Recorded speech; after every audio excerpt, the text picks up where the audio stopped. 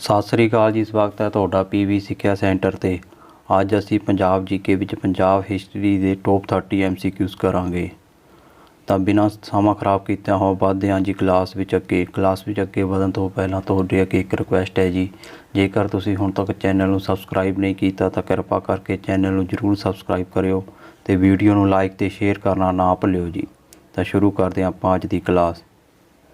ਪ੍ਰਸ਼ਨ ਨੰਬਰ 271 ਤੋਂ। ਇਸ ਤੋਂ ਪਹਿਲਾਂ ਅਸੀਂ 9 ਕਲਾਸਾਂ ਵਿੱਚ 30 ਦੇ ਹਿਸਾਬ ਨਾਲ 270 ਪ੍ਰਸ਼ਨ ਕਰ ਚੁੱਕੇ ਹਾਂ ਜੀ, ਅਤੇ ਅੱਜ ਅਸੀਂ 271 ਤੋਂ ਲੈ ਕੇ 300 ਤੱਕ ਅਗਲੇ 30 ਪ੍ਰਸ਼ਨ ਕਰਾਂਗੇ। ਮੈਂ ਜੋ ਇਹ ਤੁਹਾਨੂੰ ਟੌਪ 30 MCQs ਕਰਾਉਂਦਾ ਹਾਂ, ਇਹ ਉਹ ਪ੍ਰਸ਼ਨ ਹਨ ਜੋ ਵਾਰ-ਵਾਰ ਐਗਜ਼ਾਮ ਵਿੱਚ ਪੁੱਛੇ ਜਾਂਦੇ ਹਨ, ਮਤਲਬ ਕਿ ਮੋਸਟ ਇੰਪੋਰਟੈਂਟ ਪ੍ਰਸ਼ਨ ਹੈ ਅਤੇ ਇਹਨਾਂ ਦੀ ਐਗਜ਼ਾਮ ਵਿੱਚ ਆਉਣ ਦੇ ਬਹੁਤ ਜ਼ਿਆਦਾ ਚਾਂਸ ਹਨ। ਤਾਂ ਸ਼ੁਰੂ ਕਰਦੇ ਆਪਾਂ ਪ੍ਰਸ਼ਨ ਨੰਬਰ 281 ਤੋਂ। ਬੰਦਾ ਸਿੰਘ ਬਹਾਦਰ ਨੇ ਕਿਸ ਨਾਂ ਦੇ ਸਿੱਕੇ ਜਾਰੀ ਕੀਤੇ? ਤਾਂ ਇਹਦਾ ਸਹੀ ਆਨਸਰ ਹੋਵੇਗਾ ਆਪਸ਼ਨ ਈ ਡੀ, ਨਾਨਕਸ਼ਾਹੀ ਅਤੇ ਗੋਬਿੰਦਸ਼ਾਹੀ। ਨਾਨਕਸ਼ਾਹੀ ਅਤੇ ਗੋਬਿੰਦਸ਼ਾਹੀ ਨਾਂ ਦੇ ਸਿੱਕੇ ਕਿਸ ਨੇ ਜਾਰੀ ਕੀਤੇ? ਤਾਂ ਬੰਦਾ ਸਿੰਘ ਬਹਾਦਰ ਨੇ। ਠੀਕ ਹੈ ਜੀ। ਬੰਦਾ ਸਿੰਘ ਬਹਾਦਰ ਦੇ ਸਿੱਕਿਆਂ ਉੱਪਰ ਕਿਹੜੀ ਲਿਪੀ ਅੰਕਿਤ ਸੀ? ਪ੍ਰਸ਼ਨ ਨੰਬਰ 272। ਬੰਦਾ ਸਿੰਘ ਬਹਾਦਰ ਦੇ ਸਿੱਕੇ ਉੱਪਰ ਕਿਹੜੀ ਲਿਪੀ ਅੰਕਿਤ ਸੀ? ਤਾਂ ਇਹਦਾ ਸਹੀ ਆਨਸਰ ਹੋਗਾ ਫਾਰਸੀ ਲਿਪੀ, ਆਪਸ਼ਨ ਸੱਸਾ। ਅਗਲਾ ਪ੍ਰਸ਼ਨ ਹੈ ਜੀ ਸਾਡੇ ਕੋਲ ਪ੍ਰਸ਼ਨ ਨੰਬਰ 273। ਪ੍ਰਿਥਵੀ ਉੱਪਰ ਮਨੁੱਖ ਦੇ ਲੱਖਾਂ ਵਰ੍ਹੇ ਰਹਿਣ 'ਤੇ ਕਿਸ ਦਾ ਵਿਕਾਸ ਹੋਇਆ ਹੈ? ਤਾਂ ਇਹਦਾ ਸਹੀ ਆਨਸਰ ਹੋਵੇਗਾ ਪਹਿਰਾਵਾ, ਲਿਪੀ, ਭਾਸ਼ਾ, ਤਿੰਨਾਂ ਦਾ। ਆਪਸ਼ਨ ਸੱਸਾ ਇਹਦਾ ਬਿਲਕੁਲ ਸਹੀ ਆਨਸਰ ਹੋਵੇਗਾ।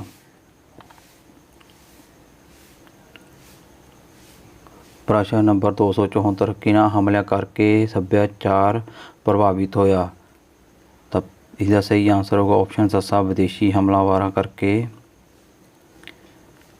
ਸੱਭਿਆਚਾਰ ਪ੍ਰਭਾਵਿਤ ਹੋਇਆ। ਅਗਲਾ ਪ੍ਰਸ਼ਨ ਹੈ ਜੀ ਸਾਡੇ ਕੋਲ ਪ੍ਰਸ਼ਨ ਨੰਬਰ 275। ਸਾਰੇ ਵਿਦੇਸ਼ੀ ਹਮਲਾਵਰ ਕਿਸ ਰਾਜ ਤੋਂ ਹੋ ਕੇ ਭਾਰਤ ਪਹੁੰਚੇ? ਤਾਂ ਇਹਦਾ ਸਹੀ ਆਨਸਰ ਹੋਵੇਗਾ option E D, Punjab. Punjab ਤੋਂ ਹੋ ਕੇ ਸਾਰੇ ਵਿਦੇਸ਼ੀ ਹਮਲਾਵਰ ਭਾਰਤ ਪਹੁੰਚੇ। ਅਗਲਾ ਪ੍ਰਸ਼ਨ ਹੈ ਸਾਡੇ ਕੋਲ ਪਹਿਲੇ ਘੱਲੂਘਾਰੇ ਵਿੱਚ ਕਿੰਨੇ ਸਿੱਖ ਮਾਰੇ ਗਏ? ਪ੍ਰਸ਼ਨ ਨੰਬਰ 276। ਪਹਿਲੇ ਘੱਲੂਘਾਰੇ ਵਿੱਚ ਕਿੰਨੇ ਸਿੱਖ ਮਾਰੇ ਗਏ? ਤਾਂ ਇਹਦਾ ਸਹੀ ਆਨਸਰ ਹੋਗਾ ਆਪਸ਼ਨ ਸੱਸਾ 7000। ਠੀਕ ਹੈ ਜੀ। ਕਦੋਂ ਹੋਇਆ ਸੀ? ਤਾਂ 1746 ਈਸਵੀ ਵਿੱਚ ਹੋਇਆ ਸੀ। ਇਹ ਵੀ ਤੁਸੀਂ ਯਾਦ ਰੱਖਣਾ ਹੈ। ਪ੍ਰਸ਼ਨ ਨੰਬਰ 277। ਦੂਸਰਾ ਘੱਲੂਘਾਰਾ ਕਦੋਂ ਹੋਇਆ? ਤਾਂ ਇਹਦਾ ਸਹੀ ਆਨਸਰ ਹੋਵੇਗਾ ਆਪਸ਼ਨ ਊੜਾ 1762 ਈਸਵੀ ਵਿੱਚ ਦੂਸਰਾ ਘੱਲੂਘਾਰਾ ਹੋਇਆ। ਦੂਸਰੇ ਘੱਲੂਘਾਰੇ ਵਿੱਚ ਕਿੰਨੇ ਸਿੱਖ ਮਾਰੇ ਗਏ? ਤਾਂ ਇਹਦਾ ਸਹੀ ਆਨਸਰ ਹੋਗਾ ਆਪਸ਼ਨ ਆੜਾ ਲਗਭਗ 12000 ਸਿੱਖ ਮਾਰੇ ਗਏ। ਅਗਲਾ ਪ੍ਰਸ਼ਨ ਹੈ ਜੀ ਸਾਡੇ ਕੋਲ ਪ੍ਰਸ਼ਨ ਨੰਬਰ 279। ਬੰਦਾ ਬਹਾਦਰੀ ਸ਼ਹੀਦੀ ਕਿਸ ਮੁਗਲ ਬਾਦਸ਼ਾਹ ਦੇ ਆਦੇਸ਼ 'ਤੇ ਹੋਈ? ਤਾਂ ਇਹਦਾ ਸਹੀ ਆਨਸਰ ਹੋਗਾ ਆਪਸ਼ਨ ਸੱਸਾ ਫਰੁਖਸੀਅਰ।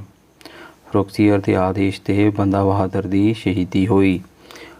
ਅਗਲਾ ਪ੍ਰਸ਼ਨ ਹੈ ਸਾਡੇ ਕੋਲ ਪ੍ਰਸ਼ਨ ਨੰਬਰ 280। ਗਵਰਨਰਾਂ ਦੇ ਵਿਰੁੱਧ ਸੰਗਠਿਤ ਹੋਣ ਲਈ ਸਿੱਖਾਂ ਨੇ ਕੀ ਕੀਤਾ? ਤਾਂ ਇਹਦਾ ਸਹੀ ਆਨਸਰ ਹੋਗਾ ਆਪਸ਼ਨ ਊੜਾ ਦਲ ਖਾਲਸਾ ਦੀ ਸਥਾਪਨਾ ਕੀਤੀ। ਤਾਂ ਕਿਸ ਨੇ ਕੀਤੀ ਸੀ? ਨਵਾਬ ਕਪੂਰ ਸਿੰਘ ਨੇ। ਤੁਸੀਂ ਇਹ ਵੀ ਧਿਆਨ ਰੱਖਣਾ ਹੈ। ਠੀਕ ਹੈ ਜੀ, ਨਵਾਬ ਕਪੂਰ ਸਿੰਘ।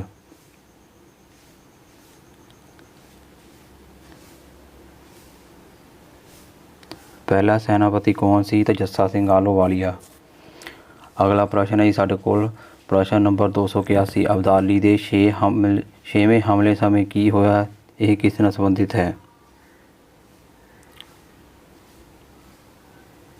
ਤਾਂ ਇਹਦਾ ਸਹੀ ਆਨਸਰ ਹੋਵੇਗਾ ਦੂਸਰਾ ਜਾਂ ਵੱਡਾ ਘੱਲੂਘਾਰਾ, ਆਪਸ਼ਨ ਊੜਾ।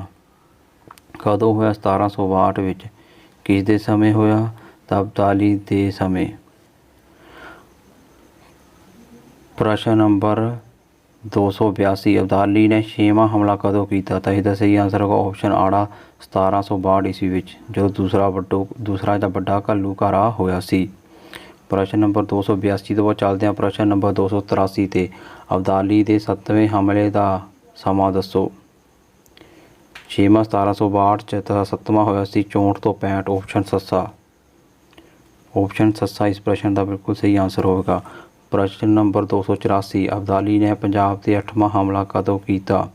7ਵਾਂ 1764 ਤੋਂ 1765 ਵਿੱਚ ਅਤੇ 8ਵਾਂ 1766 ਤੋਂ 1767 ਈਸਵੀ ਵਿੱਚ 8ਵਾਂ ਹਮਲਾ ਪੰਜਾਬ 'ਤੇ ਕੀਤਾ।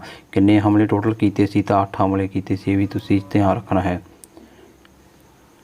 ਪ੍ਰਸ਼ਨ ਨੰਬਰ 285 ਅਹਿਮਦ ਸ਼ਾਹ ਅਬਦਾਲੀ ਕੌਣ ਸੀ? ਤਾਂ ਇਹਦਾ ਸਹੀ ਆਂਸਰ ਹੋਗਾ ਆਪਸ਼ਨ ਆੜਾ ਅਫਗਾਨਿਸਤਾਨ ਦਾ ਰਾਜਾ ਜਾਂ ਸ਼ਾਸਕ। ਅਫਗਾਨਿਸਤਾਨ ਦਾ ਰਾਜਾ ਜਾਂ ਸ਼ਾਸਕ ਸੀ ਅਹਿਮਦ ਸ਼ਾਹ ਅਬਦਾਲੀ। ਹੁਣ ਆਪਾਂ ਚੱਲਦੇ ਹਾਂ ਅਗਲੇ ਪ੍ਰਸ਼ਨ 'ਤੇ। ਪ੍ਰਸ਼ਨ ਨੰਬਰ 286 ਅਹਿਮਦ ਸ਼ਾਹ ਅਬਦਾਲੀ ਨੇ ਪੰਜਾਬ 'ਤੇ ਕਿੰਨੀ ਵਾਰ ਹਮਲੇ ਕੀਤੇ? ਤਾਂ ਇਹਦਾ ਸਹੀ ਆਂਸਰ ਹੋਵੇਗਾ ਆਪਸ਼ਨ ਊੜਾ 8 ਵਾਰ। ਅਬਦਾਲੀ ਨੇ ਪੰਜਾਬ 'ਤੇ ਪਹਿਲਾ ਹਮਲਾ ਕਦੋਂ ਕੀਤਾ? ਪ੍ਰਸ਼ਨ ਨੰਬਰ 287 ਅਬਦਾਲੀ ਨੇ ਪੰਜਾਬ 'ਤੇ ਪਹਿਲਾ ਹਮਲਾ ਕਦੋਂ ਕੀਤਾ? ਤਾਂ ਇਸਦਾ ਸਹੀ ਆਂਸਰ ਹੋਗਾ 1747 ਤੋਂ 1748 ਈਸਵੀ ਵਿੱਚ। ਅਤੇ ਉਸ ਤੋਂ ਬਾਅਦ ਪ੍ਰਸ਼ਨ ਨੰਬਰ 288 ਸਾਡੇ ਤੋਂ ਪੁੱਛਿਆ ਗਿਆ ਦੂਸਰਾ ਹਮਲਾ ਕਦੋਂ ਕੀਤਾ ਅਬਦਾਲੀ ਨੇ ਪੰਜਾਬ 'ਤੇ ਦੂਸਰਾ ਹਮਲਾ ਕਦੋਂ ਕੀਤਾ? ਤਾਂ ਪਹਿਲਾ 1747 ਪਹਿਲਾ 1747 ਤੋਂ 1748 ਅਤੇ ਦੂਜਾ 1748 ਤੋਂ 1749। ਠੀਕ ਹੈ ਜੀ। ਅਗਲਾ ਪ੍ਰਸ਼ਨ ਹੈ ਸਾਡੇ ਕੋਲ ਪ੍ਰਸ਼ਨ ਨੰਬਰ 299 ਤੀਸਰਾ ਹਮਲਾ ਕਦੋਂ ਕੀਤਾ? ਅਬਦਾਲੀ ਨੇ ਤੀਸਰਾ ਹਮਲਾ ਕਦੋਂ ਕੀਤਾ? ਤਾਂ ਪਹਿਲਾ 1747 ਤੋਂ 1748, ਦੂਜਾ 48 ਤੋਂ 49 ਤਾਂ ਤੀਸਰਾ ਹੋ ਜਾਵੇਗਾ 51 ਤੋਂ 52। ਠੀਕ ਹੈ ਜੀ। ਇਹ ਵੀ ਤੁਸੀਂ ਧਿਆਨ ਰੱਖਣਾ ਹੈ। 50 ਤੋਂ 51 ਨਹੀਂ, 51 ਤੋਂ 52, 1751 ਤੋਂ 52 'ਚ ਤੀਸਰਾ ਹਮਲਾ ਕੀਤਾ। ਪ੍ਰਸ਼ਨ ਨੰਬਰ 290 ਚੌਥਾ ਹਮਲਾ ਕਦੋਂ ਕੀਤਾ? ਤਾਂ ਇਹਦਾ ਸਹੀ ਆਂਸਰ ਹੋ ਜਾਵੇਗਾ 5 ਸਾਲ ਬਾਅਦ ਕੀਤਾ ਸੀ। ਤੀਜੇ ਹਮਲੇ ਤੋਂ ਕਦੋਂ ਕੀਤਾ ਸੀ? 1757 ਤੋਂ 1758 ਈਸਵੀ ਵਿੱਚ। ਪਾਣੀਪਤ ਦੀ ਤੀਸਰੀ ਲੜਾਈ ਕਦੋਂ ਹੋਈ? ਪ੍ਰਸ਼ਨ ਨੰਬਰ 291 ਪ੍ਰਸ਼ਨ ਨੰਬਰ 291 ਹੈ ਸਾਡੇ ਕੋਲ ਪਾਣੀਪਤ ਦੀ ਤੀਸਰੀ ਲੜਾਈ ਕਦੋਂ ਹੋਈ? ਤਾਂ ਇਹਦਾ ਸਹੀ ਆਂਸਰ ਹੋਵੇਗਾ 14 ਜਨਵਰੀ 1761 ਵਿੱਚ। ਕਿਹਦੇ ਵਿਚਕਾਰ ਵੀ? ਮਰਾਠਿਆਂ ਅਤੇ ਅਹਿਮਦ ਸ਼ਾਹ ਅਬਦਾਲੀ ਵਿਚਕਾਰ। ਵੀ ਤੁਸੀਂ ਧਿਆਨ ਰੱਖਣਾ ਹੈ। ਇਸ ਵਿੱਚ ਅਹਿਮਦ ਸ਼ਾਹ ਅਬਦਾਲੀ ਦੀ ਜਿੱਤ ਅਤੇ ਮਰਾਠਿਆਂ ਦੀ ਹਾਰ ਹੋਈ ਸੀ। ਠੀਕ ਹੈ ਜੀ।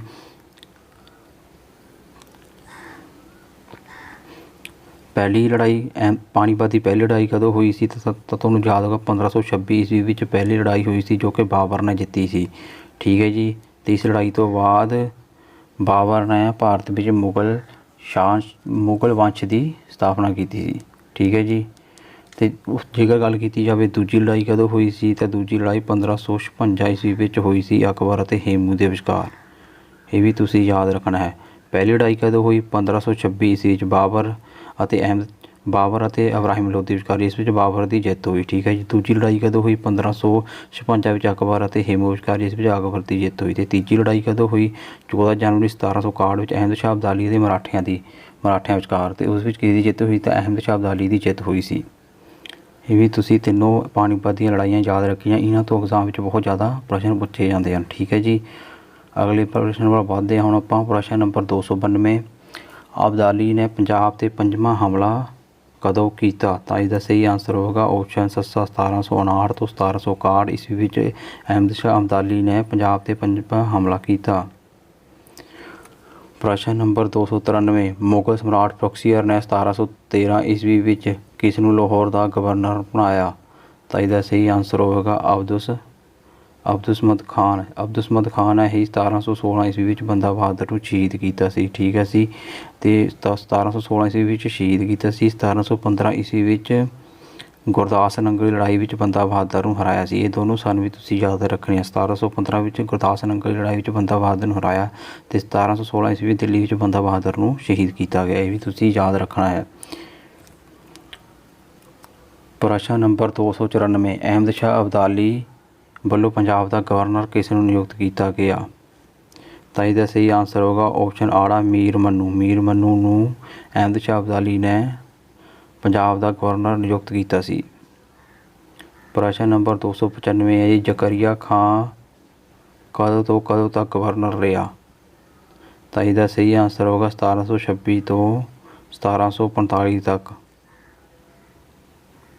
ਪ੍ਰਸ਼ਨ ਨੰਬਰ 296 ਜਹੀਆ ਖਾਂ ਕਦੋਂ ਤੋਂ ਕਦੋਂ ਤੱਕ ਗਵਰਨਰ ਰਿਹਾ? ਤਾਂ ਜਹੀਆ ਖਾਂ ਜੋ ਜ਼ਕਰੀਆ ਖਾਨ ਸੀ ਉਹ 1726 ਤੋਂ 45 ਤੱਕ ਦਾ, ਅਤੇ ਜਹੀਆ ਖਾਨ ਸੀ ਜੋ ਜਹੀਆ ਉਹ 1746 ਤੋਂ 1747। ਇਸ ਲਈ ਉਹ ਪ੍ਰਸ਼ਨ ਨੰਬਰ 296 ਦਾ ਸਹੀ ਆਂਸਰ ਹੋ ਜਾਵੇਗਾ ਆਪਸ਼ਨ ਊੜਾ 1746 ਤੋਂ 1747 ਈਸਵੀ ਵਿਚਕਾਰ। ਸ਼ਾਹ ਨਵਾਜ਼ ਖਾਂ ਕਦੋਂ ਤੋਂ ਕਦੋਂ ਤੱਕ ਗਵਰਨਰ ਰਿਹਾ? ਤਾਂ ਇਹਦਾ ਸਹੀ ਆਨਸਰ ਹੋਵੇਗਾ 1747 ਤੋਂ 1748। ਠੀਕ ਹੈ ਜੀ।